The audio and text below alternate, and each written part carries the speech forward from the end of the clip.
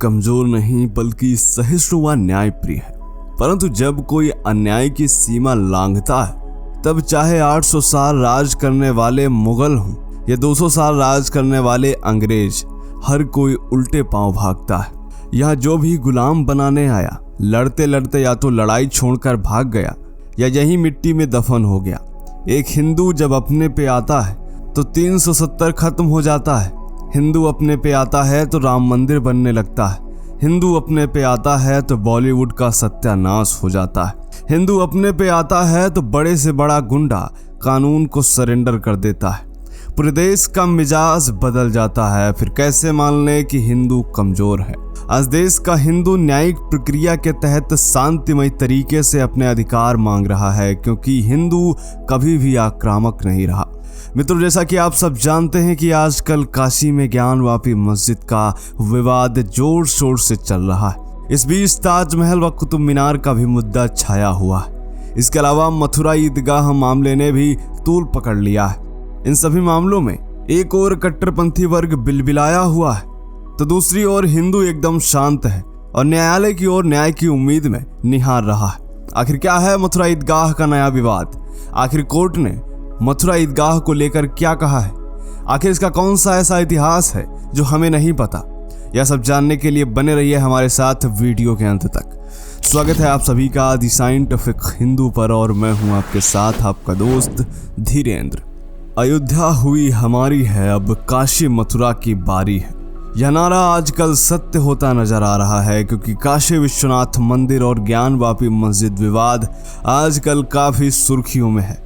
इस बीच मथुरा विवाद में भी स्थानीय अदालत में एक वाद दायर किया गया है, जिसमें ज्ञानवापी मस्जिद की ही तरह मथुरा ईदगाह का भी सर्वे कराने की मांग की गई और यह याचिका स्थानीय कोर्ट ने स्वीकार कर ली है।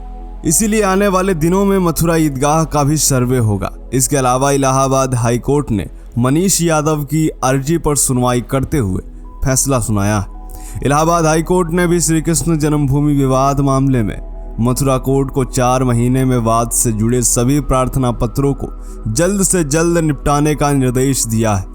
साथ ही यह भी कहा है कि यदि सुन्नी वक्फ बोर्ड व अन्य पक्षकार सुनवाई में शामिल नहीं होते तो एक पक्षीय आदेश जारी करने का भी निर्देश दिया जाता है। जब से हाई कोर्ट का यह फैसला आया है तब से हिंदुओं में खुशी की लहर है, तो दूसरी तरफ कट्टरपंथी वर्ग बौखलाया हुआ है, क्योंकि वह जानता है कि वह गलत है और किसी न किसी तरीके से वह अपनी गंदगी छुपाना चाहता है, जबकि हिंदू पक्ष सफाई चाहता है और न्यायोचित ढंग से अपने मंदिर हासिल करना चाहता है। पूरा विश्व यह अच्छे से जानता है कि हिंदू स्वभाव से ही सहिष्णु व विनम्र है, तभी तो हिंदू मंदिर में भी नमाज करवा लेता है, रोजा इफ्तार की दावत भी मंदिर में दे देता है। वहीं दूसरी ओर विशेष वर्ग हिंदुओं को मस्जिद के आसपास भी फटकने नहीं देता। मस्जिद में दावत तो दूर की बात है, यदि मस्जिद के सामने कभी कोई हिंदू शोभा यात्रा निकलती है तो उस पर पत्थर बरसाए जाते हैं। खैर, यह सब तो हर कोई जानता है। आखिर क्या है मथुरा विवाद, अब यह जान लेते हैं।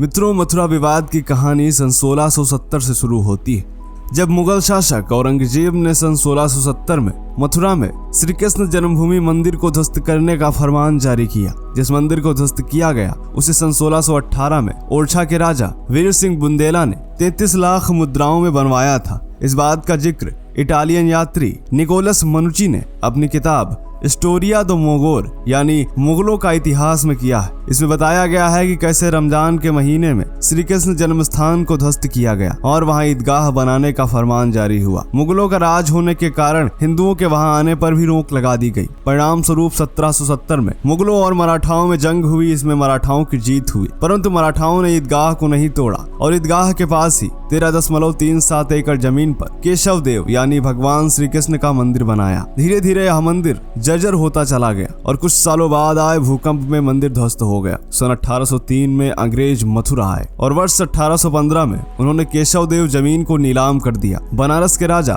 पटनीमल ने अंग्रेजों से 1410 रुपए में यह जमीन खरीदी थी। राजा पटनीमल इस जगह मंदिर बनाना चाहते थे, परंतु किसी कारणवश वह मंदिर नहीं बना सके। सन 1920 और 1930 के दशक में जमीन खरीद को लेकर विवाद शुरू हो गया। मुस्लिम पक्ष ने दावा किया कि अंग्रेजों ने जो जमीन बेची उसमें कुछ हिस्सा ईदगाह मस्जिद का भी था। इसके बाद फरवरी 1944 में उद्योगपति जुगल किशोर बिड़ला ने राजा पटनीमल के वारिसों से ये जमीन 13,500 रुपए में खरीदी। आजादी के बाद 1951 में श्री कृष्ण जन्मस्थान ट्रस्ट बना और 13.37 एकड़ जमीन कृष्ण मंदिर के लिए ट्रस्ट को सौंप दी गई। अक्टूबर 1953 में मंदिर निर्माण शुरू हुआ और 1958 में यह मंदिर बनकर तैयार हुआ। यह मंदिर ईदगाह से सटकर बनाया गया। वर्ष 1958 में एक और संस्था का गठन हुआ जिसका नाम था श्री कृष्ण जन्मस्थान सेवा संस्थान। कानूनी तौर पर इस संस्था का 13.37 एकड़ जमीन पर कोई हक नहीं था, लेकिन 12 अक्टूबर 1968 में श्री कृष्ण जन्मस्थान सेवा संस्थान ने शाही मस्जिद ईदगाह के साथ एक समझौता किया। इसमें तय हुआ कि 13.37 एकड़ जमीन पर मंदिर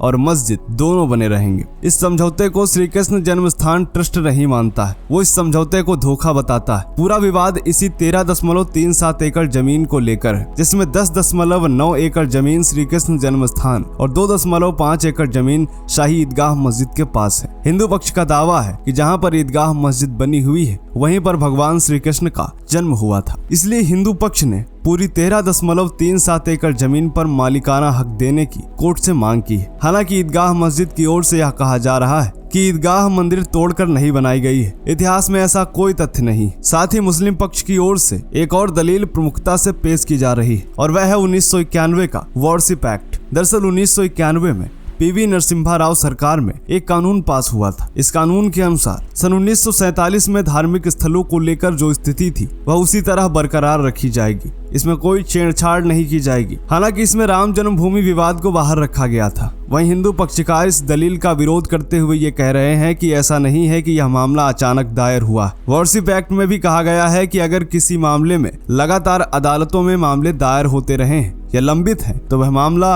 1991 के एक्ट के तहत नहीं आएगा। मित्रों, फिलहाल मामला कोर्ट में है और आने वाले दिनों में फैसला हो ही जाएगा, परंतु मुझे ऐसा लग रहा है कि निश्चित ही सत्य की जीत होगी और बाबा विश्वनाथ और भगवान श्री कृष्ण को न्याय अवश्य मिलेगा और सत्य सनातन धर्म की जीत होगी। यह वीडियो आपको कैसा लगा कमेंट करके बताएं। मिलते हैं आपसे अगले वीडियो में, तब तक के लिए जय हिंद, जय भारत, वंदे मातरम।